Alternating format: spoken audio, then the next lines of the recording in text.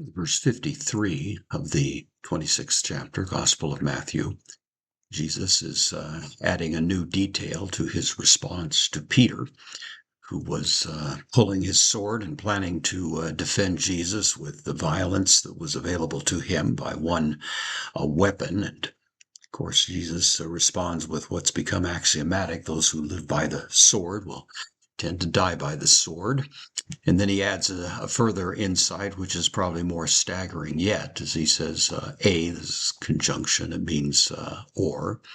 Dokes, from dokao, to think, to seem, second person singular, present active indicative. So do you think, or do you think, hoti, that dunamai, this is from dunamai, means I am able. And with the negation, do you think that I am not able, would be the idea. Parakalesai, this is an infinitive, aorist infinitive, to call. Of course, the word parakaleo is the fundamental word. It means to call in alongside. The word paraclete or parakletos comes from this. It has the idea of calling in one who is going to stand beside the individual doing the calling, to provide assistance, to provide advocacy, that sort of thing. It's a word that simply has the idea of summoning. Do you think I'm not able to summon ton patera, the Father? Remarkable statement, mu of me.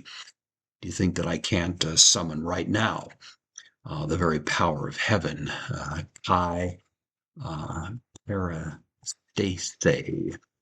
This is from para histemi, para alongside, histemi to stand beside me, to have the Father come and stand beside me, in a sense, is the idea. It really does strongly imply the deity that Jesus is suggesting here. Who else could say such a thing? And Jesus says, to stand beside me, moi, the dative singular, arti, indeclinable adverb, means now, presently. Pleo, this is from pleo, and it's adjective, it means more. More than would be the idea. It's in the accusative here. It goes along with dodeka. This is also the word for 12. It's an adjective now. So calling in more than 12.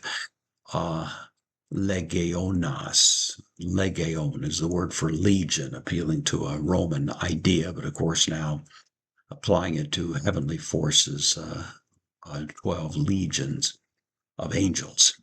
An overwhelming, staggering thought, of course. And all of that at the ready availability of Jesus. He could have summoned all of them, of course, called the whole thing off, I suppose.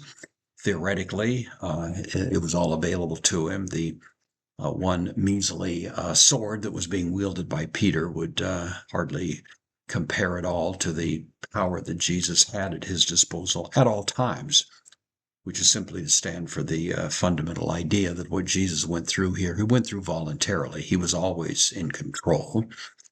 He was nobody's victim. He was allowing these things to happen because he had a greater purpose.